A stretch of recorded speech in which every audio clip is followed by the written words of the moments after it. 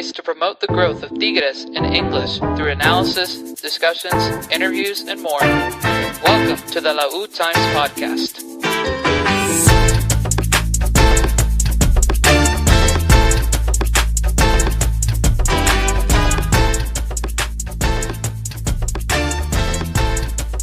All right, we're back on the Lautimes podcast on a Tuesday night, on our usual recording night, at least historically. I don't know if that would be the case later this season, but for now it still is, and it's great to be back with you guys tonight on the show. We're the only podcast talking about Tigres in English, en las buenas y en las malas. And right now it's not a great time to be a fan, but lots to talk about tonight here on the show. As always, I'm Dennis, I'm the host and the producer, and I'm very happy to be joined tonight, for the time being, by my friend in Monterrey.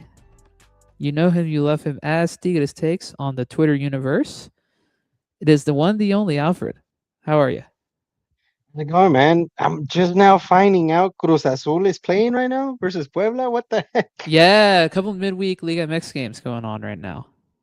I'm still living the World Cup hype. For some reason, I don't know. It just doesn't feel like Liga MX has started just yet. Yep. Yeah, I know. Well, I mean, in the Maybe we could just scratch off last week. Didn't happen. Hasn't happened. Yeah, it was preseason. It was preseason. Start of the season is this Saturday. Exactly. I would greatly appreciate that. Yeah, Toluca Pumas plays tonight as well. I'm gonna have to turn it on here then. I wouldn't blame you. MLS has a ton of games tomorrow, and then the league gets going again on Saturday or on Friday. The league calendar. So thanks for joining us, everybody. We should have more of the crew join us in a little bit, so stick around. We have lots of ranting to do tonight, so if you're into that sort of thing, you picked a great place to be. So as always, if you're watching live with us right now, do us a favor and help us get the word out to more people. How can you do that, you ask? Well, you can, if you're watching on Twitter, you can retweet this stream. You can send it to somebody. You can send it to a group chat. You can send it to your tias and your tíos and tus sobrinos. You can send it to your neighbor. You can, if you're watching on YouTube, you can send the link to somebody. That would help us out a ton. Come hang out with us in the chat as always. And of course, if you're listening on podcasts later, thank you for being here as well. Don't forget to share and subscribe and leave us a comment if you're on Spotify as well.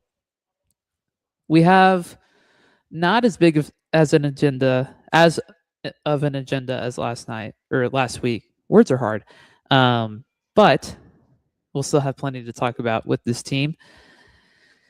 I guess we'll start. I want to wait for a certain someone to arrive before we talk about the Correa situation. By the way, ignore this, whatever monstrosity of a AC unit that is behind me. This is the product of being on the road. You just kind of have to find places that have good Wi-Fi and that are quiet. And even if it's not pretty, this is how we're doing it. So we missed the boxes of Nikes. Yeah, the shoes. And sometimes the occasional jersey. And we've also missed this guy, the father of the pod. He is back, Arnoldo. What's up, man? Time. Look at you, man. Look at that glow. How you be? How we doing? Good. Look at that beard. Looks like he's been out in the desert. Like, he's stranded. We've just now found him, picked him up outside of the road. Bro. Picked him up off the street. He was spending some time in sabbatical. He was walking, contemplating his life ever since the Toluca final. Yes. Which one? Yes. The answer is yes. Oh man. By the way, random thing, have you guys seen the Odyssey yet? I have not. It's in the queue to watch this weekend, hopefully. We went today, me and some of the guys I'm in a band with this week. We went during our midday break. Oh, it was so good. So good. How long is it? 3 hours? Yeah, it's 3 hours. It doesn't feel like it though. It moves really well. Nice. Unfortunately, in this podunk town that we're in, we couldn't find an IMAX theater, so we just had to watch it in regular quality. It was fine, but good movie. What we got? What's going on with our team? Well, right before you joined, we were talking about how the season hasn't started yet. Like, yeah. Last week doesn't count. It's a mulligan. Well, I feel like it's not going to start for like another month and a half. I mean, we got the Leagues Cup in a couple of weeks, which that's wild. That doesn't feel like it's real. Do we even have a team to field both tournaments? No, not even. No, we barely have one right now. Barely have one. Let's get the bad stuff out the way first, and then we can maybe try and look forward to things of the future. Real quick, let's mention the Xolos game real quick from last week, and then we can go back to the Correa situation because there has been a lot of developments on that. Oh, really? I have not checked my phone today. Something happened? Well, there's been not something's happened, but there's been a lot of chatter, a lot more chatter about it over the last couple of days. Okay. Although Merlo did put out a video earlier, and I'll talk about that later. But last week, season opener, a disastrous result, a pretty disastrous performance in a lot of ways. A 3-1 loss on the road. It felt like we were going to get something out of that game, especially after going down 10 men. And then the last 15 minutes of the game, we completely fell apart, thanks to a penalty that maybe wasn't even a penalty, and then a horrific error on the third goal. But then you have a red card that was ridiculous and just a lot of rust from the team. So ridiculous from Buffalo. Not that the red card was ridiculous. Correct. Yes. Yeah. The call was 100% correct. Ridiculous on his part. I'll kick it to you, Fred. I know you said earlier before we hit record that you fell asleep a little bit during the game, and I'm sure you did too, Arnoldo. But I sure did. well, I don't know. Try to recap whatever the heck last Thursday was, because it was. I watched the first half. The first half definitely count on me for a slight assessment, but after the fact, which I think is probably the good part, which is the second half, I think I missed definitely the best of Tigres. I completely, gotta be completely honest. I fell asleep maybe twice in the game. The first time was right before the first half ended, so I didn't even see the Buffalo Aguirre red card or anything. And second time was close to the end of the game. Once I saw that we weren't gonna tie and that Tijuana was going up, just fell asleep, knocked out. Didn't even see the third goal. I actually just found out we lost 3-1 until Sunday. So I completely thought that the game had ended 2-1. So it was a forgettable game. Honestly, there's very few things that we can pick up from it and say that there were positives. I mean, obviously, the team did not look half as bad with one man down. But as soon as Tijuana, they pushed the foot to the pedal. I mean, that was it. They had it in their pocket. It was theirs. It was just a matter of them, looking for the goal, and they found it. And then, what can we say about Buffalo Aguirre, man? I mean, disappointment after that. It seems like, his career at Tigres kind of started up here, and it just slowly started dipping down. And right now it's 6 feet under. He might end up a worse striker than Nico Ibanez at Tigres. I mean, if we're talking about what he has accomplished at Tigres, definitely well underperformed. If we wanted to compare, I would probably put him closer to a Cocolizo or of the sort. That's probably where I would put Buffalo Aguirre right now. I mean, Cocolizo had some goals though. This man scored only in the CONCACAF and one goal in league play, and he's now 7 months with the team, I guess. So I don't know, man. I think he's closer to a Lagata Fernandez or Ariel Bogado, Luis Garcia, those type of forwards. Or like a Jordi Caicedo, perhaps? Jordi Caicedo most recently. I mean, I think the guy, I was excited when he arrived due to what he could do off the ball and with the players surrounding him. But it just seemed little by little like we kind of even went away from playing how Guido Pizarro first started when he took over the team. But I mean, it's just not a good fit. It's not a good fit for the people. It's not a good fit for what we're looking for. We need a bigger presence in the box. Overall, I mean, the stupidity of I don't understand. Like, I really do not understand why they're covering them out. If you're gonna say something, say it with your chest. You know what I mean? Like, don't be hiding behind no hand, especially with the rule now. Like, it's just dumb. And it's like, what are you trying to? What are you telling this person so much that you could possibly offend them? That you would rather use your hand to expose yourself more to the red card than someone potentially, getting it right and reading your lips. It just seems dumb to me. And I think that it just seems like he's not really connected or synced with what's going on in his career at the moment. Even going through to the World Cup, I feel like it's a reward of going through the motions, and maybe due to the very thin Uruguayan squad. So it's just awful look. I think definitely needs to be reprimanded with a hefty fine. I don't know what the baseline is for just a red card, but I think it should be heftier if that's even a thing. That's just how passionate I feel about like the stupidity that he did or committed. As far as the game, I mean, it just seems that we're all aguados, we're flat. We don't really seem like we have a direction. The team clearly needs some help. We're still using Bigon as a weapon off the bench when he should just be a roster fill-in.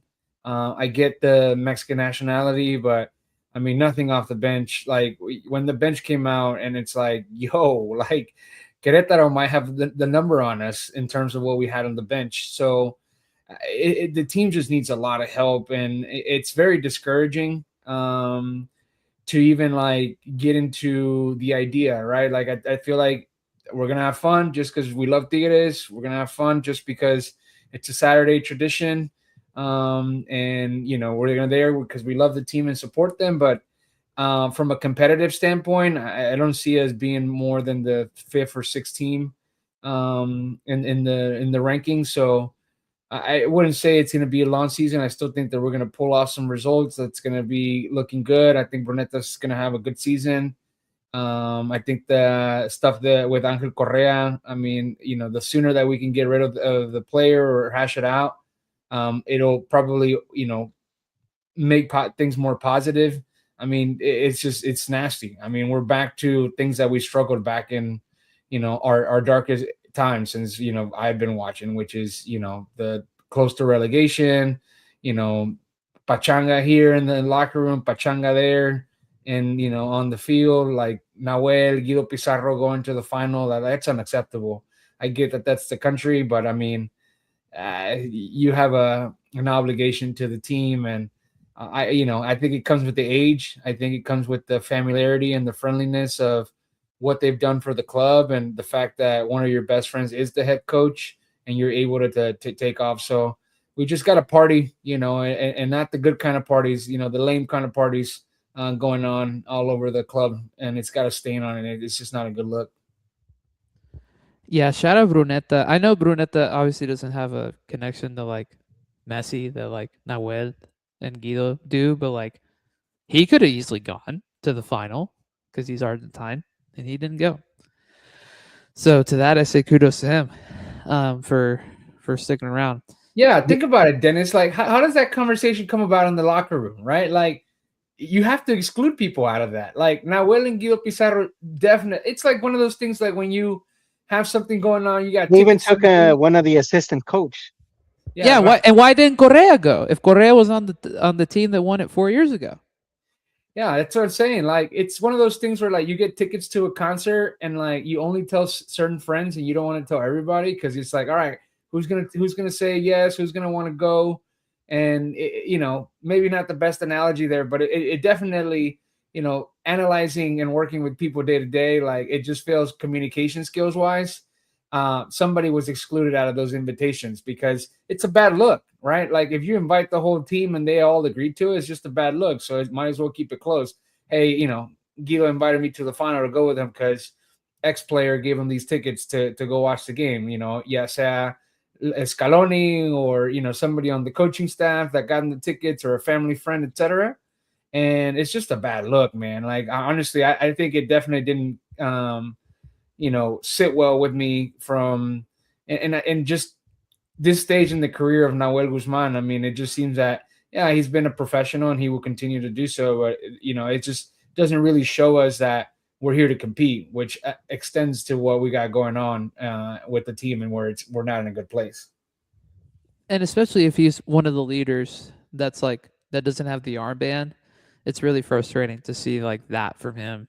He's just kind of treating this year as just like a right off into the sunset vibes year. It's a sabbatical, bro. I guess, bro. I mean, I didn't think he played that well, even on Thursday as well. So I'm gonna be one of the first to say this. I really hope that we're laying the groundwork right now to find his replacement for next summer, because I think that needs to happen. I think we need to start thinking about that transition. And we love him, obviously, but I think that needs to start happening now. Buy a hero or live long enough to become a villain. Yep. Is there any positives that we can take from Thursday? Like, no, anything? I mean, I Bruneta, I think had a good game. You think so? I thought it was kind of lame. The guy that missed the sitter. Yeah, he missed a sitter from 2 yards out, man. It's a header. It's not his specialty. I know, but still, man, I didn't think he was. I thought Joaquin was good, and maybe Cachete. And that's about it. I didn't really like anybody else, to be honest with you. I feel bad for Ordóñez because the guy never gets a chance really, and he gets thrown in there, and it's like he gets stuck at the bad end of a call, which again, I don't think that's a penalty. I really don't think that was a penalty. I mean, why is he even playing though? Well, it tells you the state of the depth, right? Like we have nobody else to lean on. I saw a tweet in regards to it. The dude's 25 years old. He didn't play a single game last season in any competition, and we decided to throw him in. Like I thought Farfán was back. Injured Again, he just came back from injury. Injured in the lead up, and Paco's out because of his stupid red card from the Chivas game. It's just awful planning. Like it's just awful planning. Yeah. The minute Angulo went. No, go ahead. Finish your thought. I was gonna say the minute Angulo goes down, like you go get somebody that you can bring, and that's Mexican. You brought a center back, so I assume you're gonna move Romulo up to the mid, because we're just gonna sit a foreigner on the bench that's a defender. Like we're not gonna play Joaquin. What's his name? What's the new guy's name? Franco, and Suarez on the defense, right? Like no way. So it's bad planning. Bad planning. I mean, very bad. And I know we're at where season started. You could say that all these conversations, we could have had, weeks ago, months ago. But same thing for the front office, right? Like if they knew, first of all, we lost, or they knew that we weren't signing again Gignac. We obviously 6 months ago also let Aquino go. A year ago, we let Carioca go. We let Cordova go as well, 6 months ago. So like a big chunk of change has definitely been left open for the team to use. Where is that money? How come there's no money? I've been telling you there's no money. So that's the concern. I mean, more than like what we have, currently we know what we have. It's what we haven't brought, what the team is doing that, they're not going and getting us anything. Yeah, I mean, we're waiting on a Correa sale to get two players. Technically, it's playing in the front office's favor, this whole novela. Yeah. Because without it, we don't have any money to bring anybody else. when you knew that you were gonna have an extra foreigner spot, and you knew that 6 months ago that you needed a striker? We've been needing a striker for the last 2 years. Mhm. When did Ibanez leave? I don't even remember when Ibanez left. A year ago or 6 months ago? 6 months ago. Right Yeah. after the Toluca final. Yep. Sure did. He scored his penalty. What are you talking about? He missed Or did he miss it? the second one, didn't he? See, you're right. You're right. He made one, he missed one. And then he missed a sitter in the second half. You're right. And then goes to Cruz Azul and ends up winning the league with them. So stupid. Really? Bro, he's got so many chips. It's crazy, right? He's gonna end up with a whole handful of rings, bro. We really need Buffalo to get sold too, by the way. Like, we don't have a foreigner spot open right now. Technically, Correa would open up one, Buffalo would open up another, and that would just upgrade our team massively if we could use those on real players. See, the fact that there's 2 forwards in contention now, I don't know if that means both of get signed or just one. If Correa leaves, like, does Buffalo leave, or do we let go of a foreign defender? Right? Like, is Joaquin, the rumors that have been circling around during the summer, or Romulo, a candidate to leave? I mean, it's just I don't see us having 3 foreign defenders or 3 foreign defensive mids. If Correa leaves, that opens up the spot. You're talking about if he doesn't leave? No, if he leaves, like, we bring one player in, what happens with the other that they've been saying as a rumor? They haven't released any names, but I don't think we're bringing 2 strikers, bro. I mean, we'd be lucky if we get 1 striker. Honestly, if it were up to me also, like, and it was like, hey, you got to bring 2 players, I'd bring a striker and a left winger. Because with Marcelo out, you technically don't have, we talked about this the last pod, you don't have competition for Osiel. Well, I'm also the rumors that I saw, right? Like, I feel like it's hit or miss, right? Beto Flores has been talking about it. Pello has been mentioning it. Willie just saw hopping on mine. I'm not saying that's credible or valid, but someone's gonna have the information or close to it. So I'm hoping that they're just that dumb that they say those delanteros and one's end up being a winger and one's a forward. But Vladdy has been on the record saying striker and left winger multiple times over the last week. And both Brazilian? No, the winger would be Mexican. Oh, we're bringing in Cape Cow? Hombre. Hey, you got to tell the people that you fell for that. You got to tell the people that you fell for that hard, bro. So did Edgar. I know. I had to click on it, and you know what got me is that they attached the link. I was like, because some people try to steal other people's like sources or like credibility, and like I tweeted about it first, and so they attached the link, so I clicked it, and then I scrolled down, and I was like, no way, and nothing. So let's play devil's advocate. Do we really have is there really in Mexico a left winger that would be, worth to bring? No.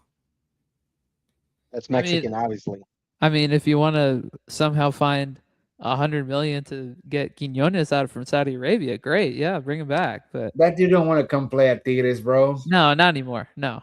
But realistically, he's in Monterrey right now, and they asked him, and he I just he didn't speak bad, but he spoke salty about Tigres. Now they want me.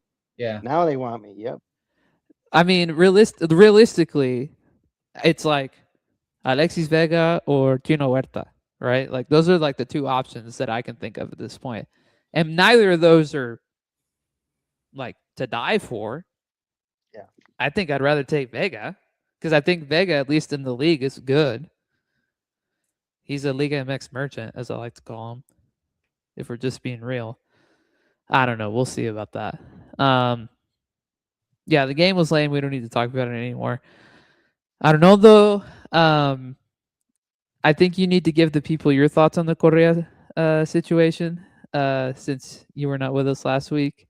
And then I'll add some of the I mean, I the feel stuff like that happened over the last few days. I mean, it's a joke. I mean, I just literally I came across Damián Álvarez tweet, tema Correa, que si se queda o que se va, que si juega el sábado contra San Luis o si ya tiene todo listo para irse. Ya por favor defínanlo. Esto tiene menos definición que like it's just I gotta interrupt you. Palavecino just put one in the post. It was like, oh man, why couldn't we get Palavecino Bro, a year and a half ago when I wanted it? Like, I don't get it. You got an eye for scouting, bro. You got an eye for talent.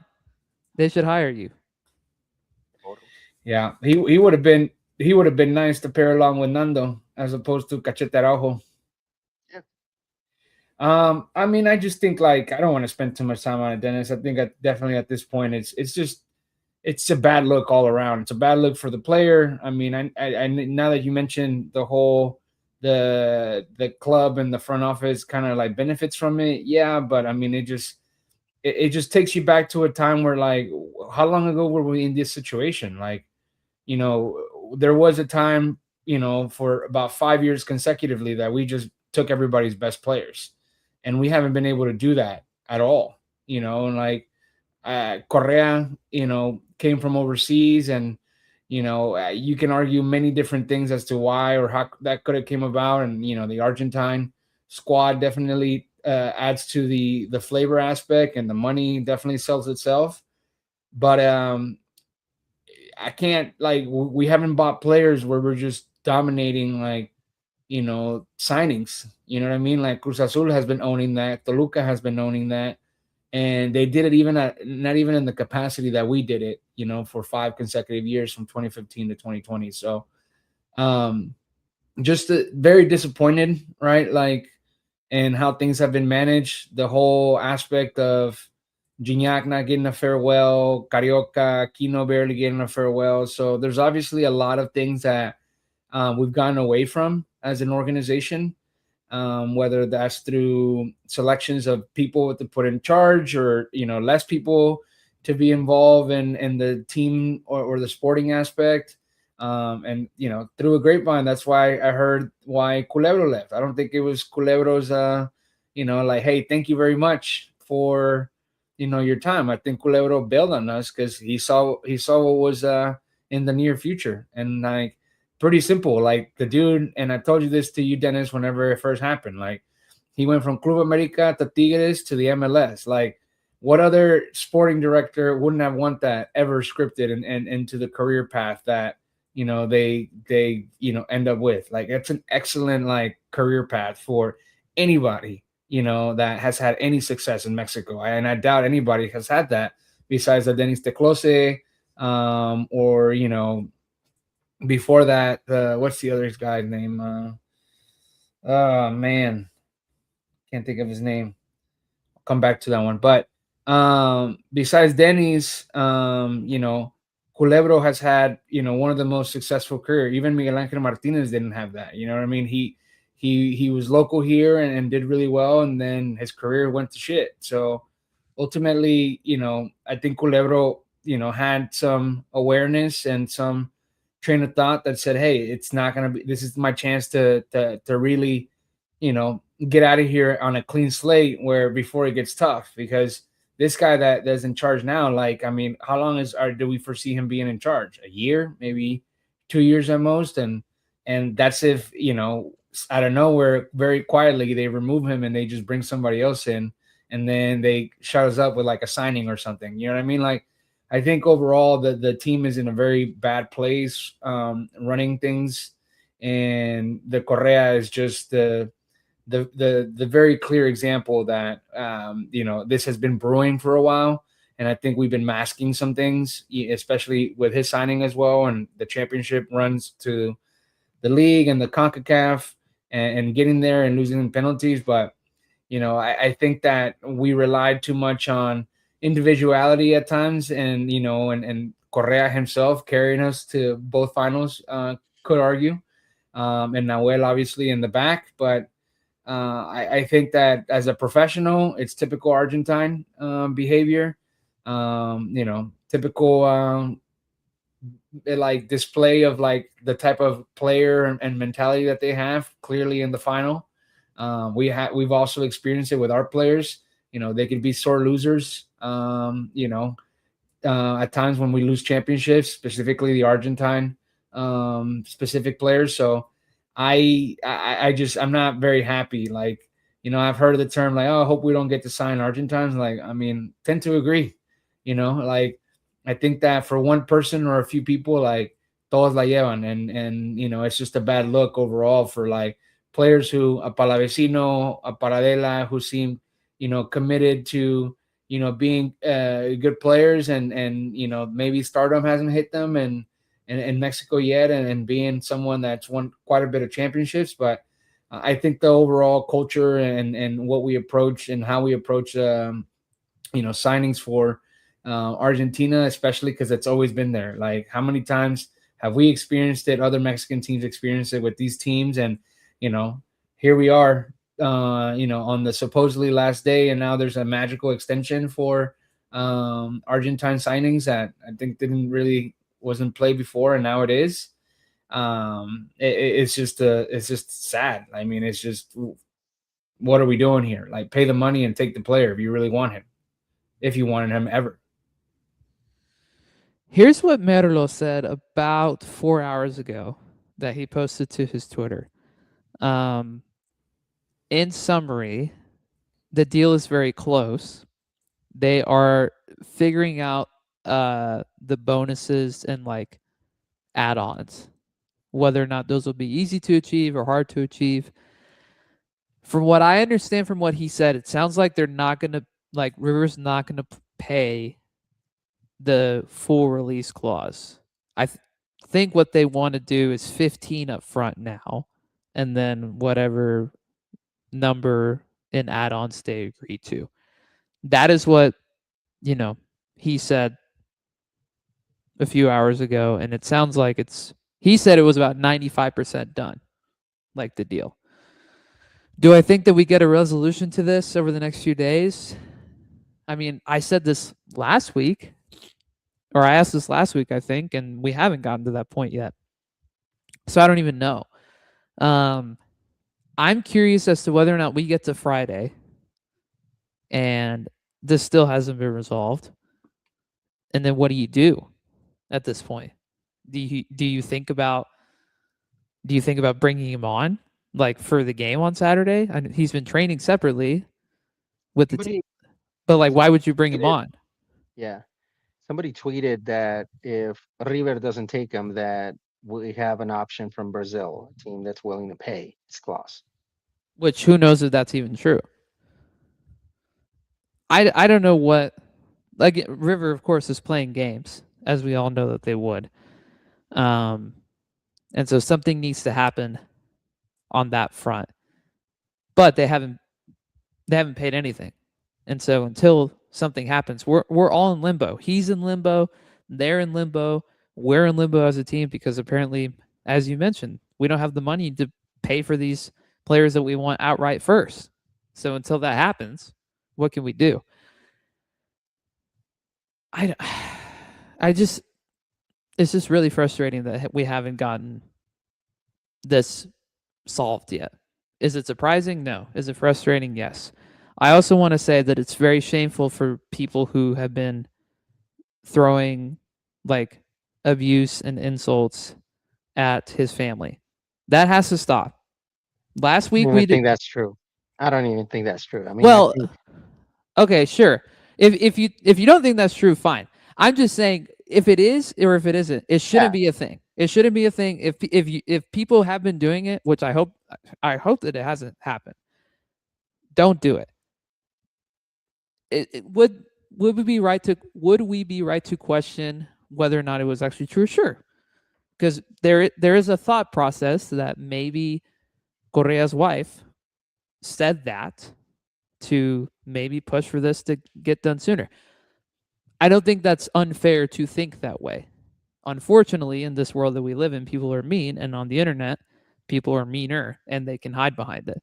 So if that is happening, it needs to stop. If you have been partaking in that, listener, viewer, please stop. It's ridiculous. We don't need to be doing that. Leave them alone. Leave her alone and leave the kids alone. This is strictly about a player on a team that we support, not about like personal family stuff and like bringing in kids into this. Like that has to stop. Are we frustrated that he's like wanting to go? Yes, of course, but don't direct that towards the people that are closest to him. That's insane to me. I feel like I had to say that. Sorry. Yeah, but more than the reason to like, he should be pushing to getting this done. Yeah, And get out on of with his it. own pocket. Yeah, Like, hey, I don't want my wife and my kids to be going through this. Here's the 5 mil that are missing. right. You would think, right? Right? For your family, dude. That's what Luis Chavez did to go to Russia, right? And what is 5 mil for him? Nothing. What is it like? What is it like $5,000 for us? For your family? Wouldn't you do it? Is that what he made last year? Yeah, that's what his salary. Close? No, right about $5 million a year. Close. I mean, Close-ish. he's made a lot more money before that. I mean, I just think that it could easily be done with. I mean, there's definitely things that the team River can do, and he can push forward and make this happen. He obviously wants to leave. I hope there's more that comes to it. I was telling Alfred the other day when we were speaking about it. I hope that we get to at least know some sort of information as to how this went down. There's obviously been a lot of things that have been thrown out there, but is it just the dude's old and like his adventure came to an end like 1 year and he was like, I didn't win shit, so it's time to go to my country and be closer to my family, which fair, all respectable, but you committed yourself for what, 3 years to be here. And it was like 4 or 5, bro. Okay, 4 or 5 years old contract and 1 year and you're out. So it'd be different if it was handled a lot different than the way that it has been. So I feel like we're being a dead horse here. Don't want to give this too much energy. What you got, Dennis? Because we got work in the morning. I know y'all got work in the morning, so I'm trying to keep it going now. Let me ask you this: since you weren't on last week, who's your ideal striker? If we were to bring somebody in, who would you want the most? Oh, you're not gonna give me choices? I said, what did we say last week, Fred? Help me out. We were talking about the guy that's in MLS, Musa, and I propose Flaco Lopez. Flaco Lopez, Joao Pedro. Joao Pedro is also an option. Joao Pedro got hurt though. He's out for like 6-8 months. Is he? Wow. I'm pretty sure I saw that a couple weeks ago before even the season started. Chingado, bro. I'm pretty confident he's hurt. So you guys saying Icardi? That's a hard no for me. Okay. Another Argentine drama queen? No, thanks. Good. Correct answer. What's the Croatian guy that they're scouting? Musa? I mean, he would be excellent, but I feel like that's far fetched. And I think that he probably wouldn't fit in how we play. See what I mean? It's almost sleep time. I really don't. You got comfortable in your chair, bro. See, boy. He was like this earlier. Now he's all the way in the back like this. It is comfy. Man, I don't even know, dude. I honestly don't even think that we have too many options to work with out of Mexico for potential like strikers. I mean, the last thing that I want to end up in is like buying like a Memote or something, Sepulveda, and like bringing in just to fill in the position. I think the Croatian is probably the best option unless you go down to South America and get you a Colombian or maybe even a Uruguayan striker instead of but I don't think we have too many options. I think you got to go for the MLS. I mean, I hate to use Rayados as an example, but they went with the safe bets, right? They went and dropped some money in the MLS for guys that are showing it, and probably not too expensive when it comes down to really analyzing the transfer fee. I mean, when's the last time you remember Tigres paying for $7.5 million for a striker and a guy that scored 42 goals during his time in the last 2 years at Chicago? That's a lot of goals for $7.5 million. Yeah. And the fact that he got kicked out because of The Lewandowski? because of prehistoric Lewandowski is crazy. Yeah, but he's gonna put people in the stands. Yep. Justify his wages. Yeah, Musa's probably my best bet right now. At this point, that's probably the guy we need to go after the most. That's realistic. But again, I think I'm with you that there may be some concerns about whether or not he actually fits. But I don't know. Would even go for, some unknown Brazilian down in, the B League of Brazil.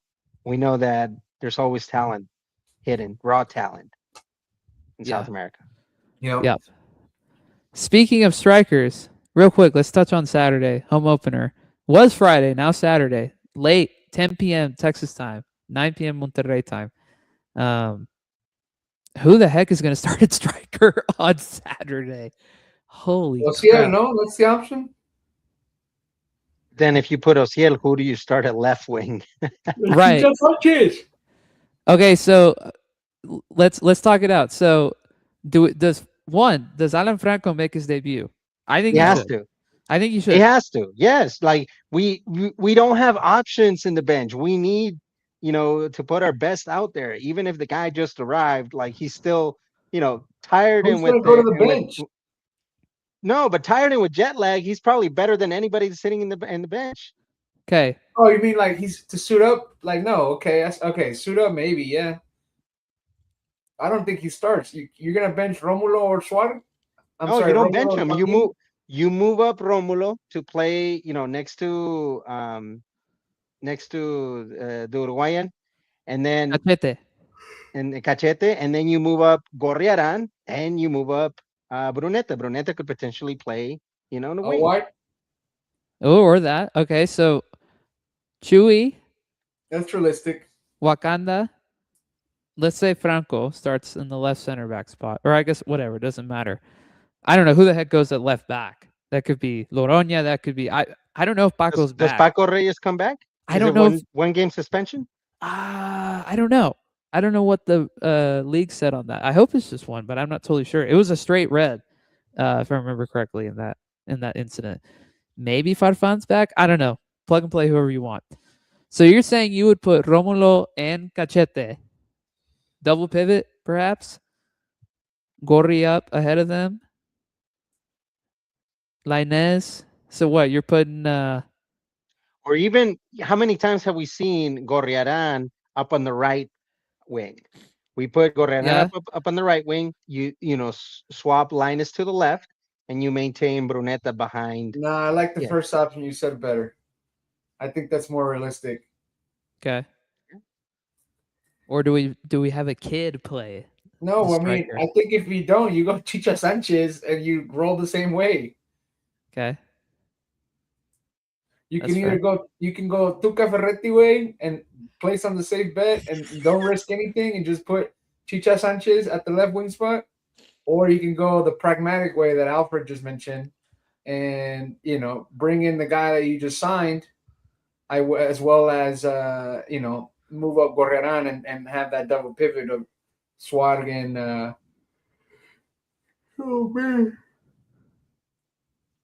Suarez and Cachete Araujo. Okay. Or like a 4-4-2 or something. Switch it up a little bit. Not have like two true wingers. I don't know. This kind of tells you the state of our depth if we're kind of grasping for straws here. I really hope that we at least put in decent performances on Saturday. I mean, the fact that we're playing at home should help with that a lot, even though playing at home didn't do us a lot of favors in the spring. We were not particularly great. How did San Luis do last week? Did they win? Do we know? Listen, right now. I think the star of the show is gonna be Intocable. Oh, that they played that game against Cruz Azul, where they were up and then they blew it. Yeah, they lost 3-2 against Cruz Azul. That's right. The star of the show is gonna be Intocable. Dude, bro, dude, when is that? Is that post game? Is that halftime? What is that? Post game. All right. You staying for that? Well, gonna have to, right? I guess, already gonna be 6 beers in, might as well. A la madre. Are you going to? I don't know. No, I bailed because it got switched from Friday to Saturday, and I have to be Yeah. back in Houston on Sunday, so I'm not gonna do a 1-day flight. Fair. I'm literally gonna be in Monterrey 3 times in the next few weeks. Nice. I envy you. I wish I was you. Yeah, I have season tickets now. Oh, you do?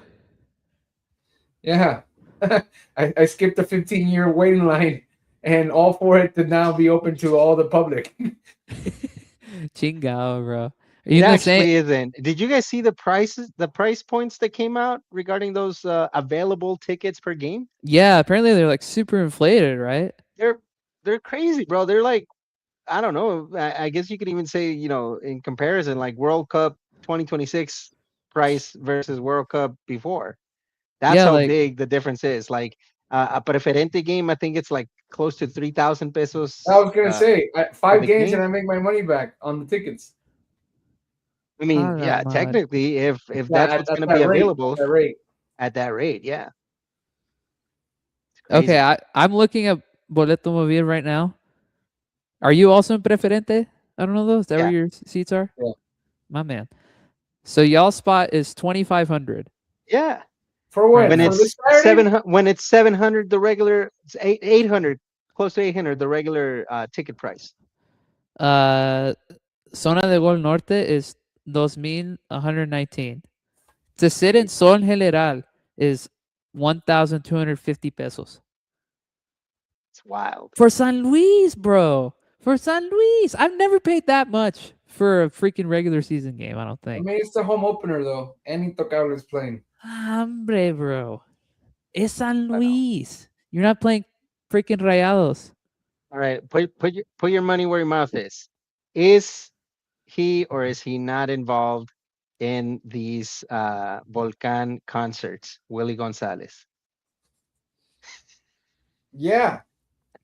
Probably. Yo, check this out. Since we're talking about the music. Somebody said this is the official playlist for Intocable on Saturday. And it says, Tigres, eres mi droga. Pizarro, vete ya. Mix de purata, la mentira, soy un novato, fuerte no soy. Mix de Gignac, es tan bello, tú eres aire, dame un besito, llévame contigo. Mix de Correa, ¿y todo para qué? ¿Dónde estás? Coqueta, eso duele, si se acabó el amor. Búfalo, perdedor, parece que no. Nahuel, el poder de tus manos. Bruneta, soñador eterno, ayúdame. Mixtuca, el amigo que se fue, tu adiós no mata. That's golden. Bro, that's awesome. Oh, man. If you're an Intocable fan, that's so golden. Oh, man. That is amazing. That almost makes me want to draw out a little billboard and just take it to the stands. Yeah, you should. Correa. And you're gonna be in your cowboy hat, aren't you? Yeah, a little. Y todo para qué, Correa. Y todo para qué. No, he's not gonna be in his cowboy hat because I have it as collateral. Oh yeah, he does. That's news to me. At the World Cup, he's got my glasses and I got his cowboy hat. No manches, bro. He's still in the truck? Yeah. And the Viking hat too. Yeah, I brought the Viking hat back and somewhere here, but I didn't know I was supposed to throw it away, and I kept it as memorabilia. There you go. To hold you over until we get the scarves, right? Yeah.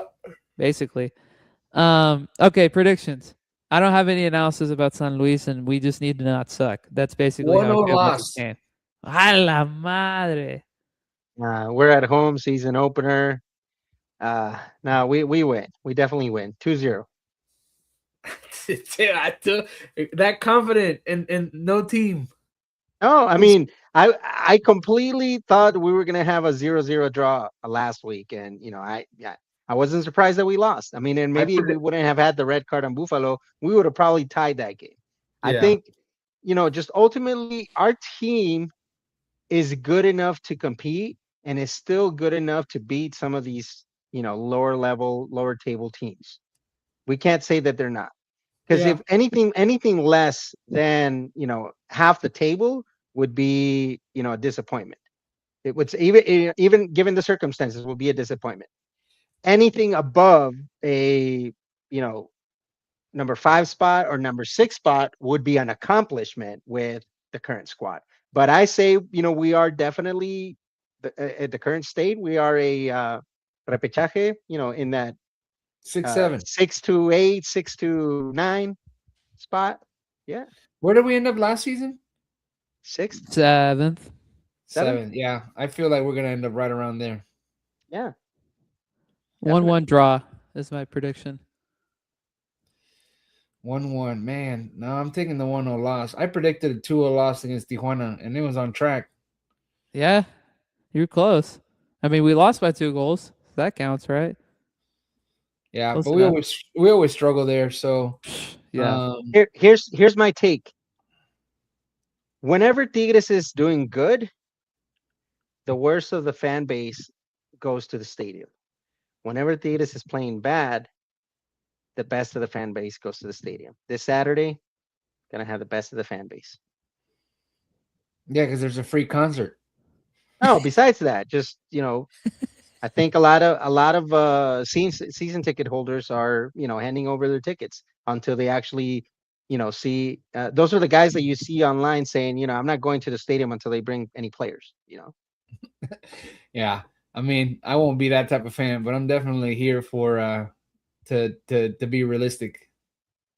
Oh yeah, hey, I'm the most realistic of the bunch, but just I know my team, I know the crowd. It's the season opener. We're not gonna lose. Yeah, I just can't wait to be back and be singing Tigres mi buen amigo. Yep. I hope you're right, Fred. And we have new beer. It's not gonna Coronas. be Shiner, right? But we're gonna have Coronas. And hopefully, actually, I thought it was AI. I'm pretty sure the first picture that came out was AI. And It's maybe real, out bro. of that, out of that first picture that came out was AI. I think maybe Corona took it and was like, let's run with it. And they actually are coming up with a Tigres beer. So I'm hoping. I think the cups are gonna be better. I think the overall like beer experience is gonna be better. I don't know about the cups because I've been to other stadiums in Mexico and they don't have the cups. They don't have Corona doesn't have a weekly cup thing. Or if they do, it's like it's more like just a regular standard template, for the team.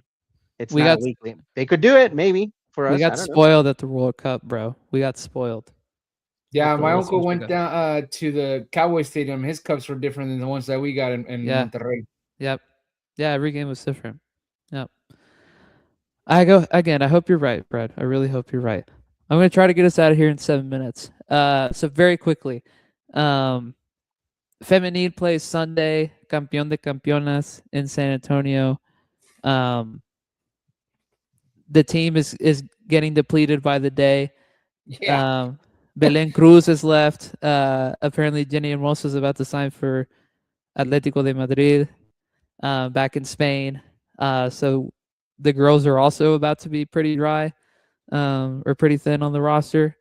And there's literally no schedule. Like, there is no games besides Sunday. We don't know the schedule for the season yet, which is crazy. Yeah, I saw that they're gonna release it like 3 days before the opening match. Like, what are we doing, bro? Like, I know they're still trying to figure out the new format, but like, come on, man. What is the new format? I think I missed that. I saw people like riled up about it. They're not doing like a apertura clausura thing anymore. Do a whole year. Yeah. Like a cumulative thing. But I don't know all the details. We talked about this at the end of last season. I think this is basically going to be a test run to potentially have that format later with the men's. Yeah. Yeah. Yeah. They better win Sunday. We have revenge to get against America, even though America's probably in their best moment. Bro, they're gonna stomp us. Yeah, we got to be that game. We got to be realistic. Yeah, true.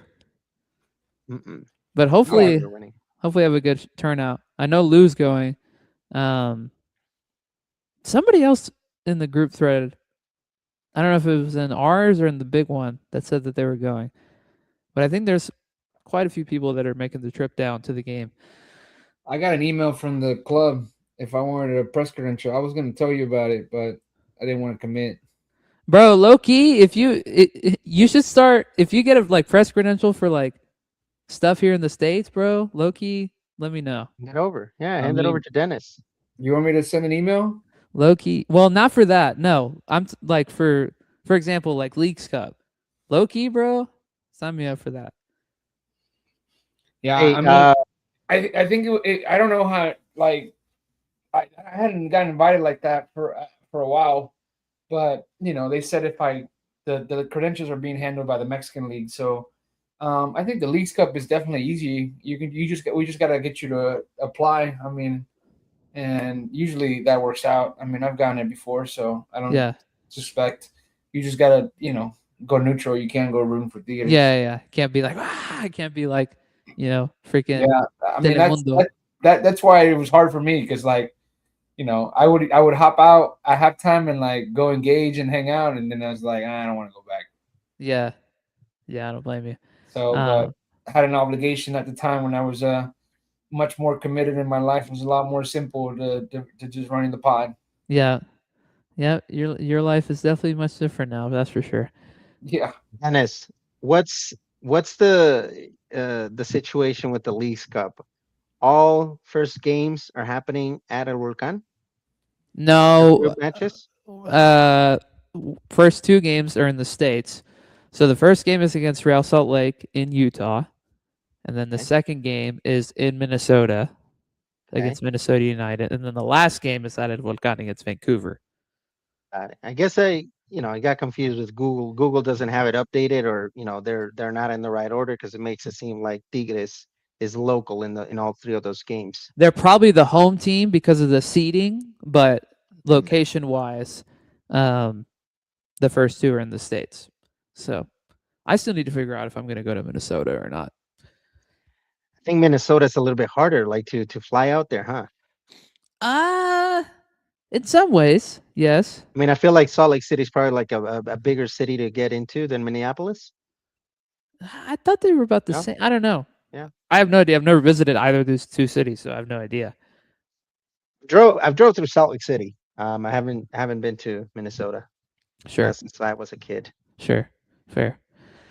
I don't know. We'll see. We'll see if I can make it out. I'd love to, for sure, but I just don't know how realistic that is at this point, especially with how expensive flights are domestically here in the States, which is just like you can't find a domestic flight for less than $300 to like go to like from here to Nashville. Like, why? Yeah. It's ridiculous.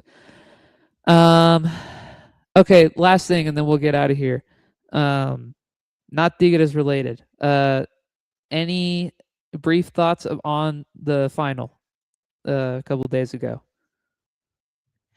I know myself that when I bet for a team to win, I lose. So I went for the safe bet. I bet for Argentina because it was a win-win. Either I lost money or either I would win money or Argentina would lose. And in this case, Argentina lost. Yeah. I knew Spain was going to win it. I think that they were just too dominant of a team. I was very surprised that they didn't like win it earlier in the game. That it had to go that long with no goal scored. So result I expected. I did expect Messi to at least get a goal and finish out his career in the World Cup final scoring. So I guess a little surprised with that as well. But I think overall it stayed true to what needed to happen. I mean, I think, France just dropped the ball, man. Like I still think France was the more talented team out of anybody in the World Cup. But, I think that Spain just showed out their, being a more astute team and just, knowing exactly their identity and how they wanted to play. They were well coached, and just collectively, like, they were solid. I mean, the goal the second goal that they scored on France, unbelievable goal. I feel like that should have been talked about a lot more on any segment, on any sport network, that was showing the World Cup. It was an incredible like team goal. And if you see the angle from like high above as opposed to like real life angle, it's even more incredible. The buildup that they had, like it was just wild. So, props to them. I think overall, think the tide is going to turn to the European side once again for championships in the next few World Cups. I don't really see the South American teams competing again anytime soon. I think it's going to stay within, France, England, Spain, even Portugal. I feel like are going to be the candidates. And, if Morocco keeps doing what they're doing, Morocco has a lot of great possibilities as well continuing forward. Yeah. I was super surprised at how negative Scaloni went. Like with the lineup. Like, why are you bringing in Nico Gonzalez to start a game when he hasn't started any game of the World Cup? Or Montiel or a couple of those other guys. Like DePaul was not a good starter in this tournament at all. And obviously he was a much better bench player, as we saw in the England game. And just the tactics and the game plan was just really poor from them. I was just really disappointed in that because it robbed us of what should have been a better game, even though Spain, deservedly to their credit, played really well and made everybody that they played look average. But I felt like Scaloni didn't do a good job setting his team up either.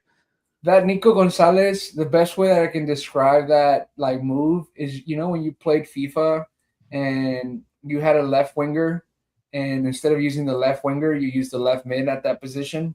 Like you gave up so much, and I'm talking about, for those FIFA gamers, it was a while before, we actually just got left wingers as the role or the position on the field. And it was like left mid, left center mid, left wings. Like it was a detailed position for every role on the field. And I feel like that's what happened with Nico Gonzalez coming on. Like you brought a guy that can, track back and forth along the whole, I guess, wing, but not a true offensive winger position that you could have gotten more offensively. So it was a very timid, substitution or adjustment, to prevent them from beating you on the wings, which rightfully so, right? Like you got Lamine Yamal on that wing, and you needed a player that can track back as much. So I could see the reason to it, but you didn't start them all World Cup, and then you decided to start them in the final. Like, come on. And the fact that Spain did so well and Lamine didn't even have a good tournament. No, yeah. Who's very happy about that? Carly Lloyd. Bro. For real. She's got some takes, man. She has got some takes. She's the woman Alexi Lalas. Yeah, you can say that again. Yeah. Oh, man. Yeah, no kidding. All right, I'm out. Let's get out of here. Thank you everybody for watching and joining. As always, follow us, subscribe, look at the show notes, look at the screen, look at the episode description. I don't know when we'll be back next week, but we'll let you guys know. Hopefully, you need to start recruiting, Dennis. Start recruiting some podcasters. Yeah. Come on, let us know. Hit us up, email us, DM us. Do what you got to do. Let us know. We got to get more. We got to expand our crew a little bit. With the ever changing, you got to rejuvenate. Us old fellas are on the way out. Nambre, bro. Well, maybe but Fred's gonna be in there. Woo! Look at that. We're old. We're about to get our bobbleheads just like Iñak and be out of the team. Nambre, bro. Get out. Hey, I guess that's what. Before you let me go, now that he just brought it up, do anything new with him? Like I wasn't part of the previous conversations. There was a video that I saw on Twitter today. I didn't listen to it fully because I was in the middle of eating when I saw it. That he got back from, I guess, wherever he was, and Vladdy, the one that Vladdy took. What did he say? Did you catch what he said? Because I didn't really understand what he was saying. He was just saying he was tired. They asked him if he was going to be part of any. Like he Vladimir was trying to be respectful of the fact that he didn't want to talk. Like, it was very evident that he didn't want to talk. So he avoided asking questions about Tigres specifically. So he asked about FIFA. And he was like, any new FIFA events coming up or things that you want to get involved with? And he was like, not right now. I can't think about it. I'm dead. That's basically what he said. Okay. So crazy. Yeah, bro. What a shame. I really hope that the relationship with him and the club is not fully. It's sour. It's sour, but I hope it's not fully damaged. Guys, let's hang in there. It's gonna be a rough couple of years. Yeah. But somewhere down the line, guys, everything's gonna straighten out. I'm sure Guignac's gonna be back. He'll take up a role. Yeah. We got to grow our business, Alfredo, so I can inject some money into the team. Eso way. Eso. Habibi Arnoldo. I mean, as long as we win some championships, I don't mind. Habibi Arnoldo's crazy. Next time Arnoldo's pulling up, he's pulling up with a shiesty.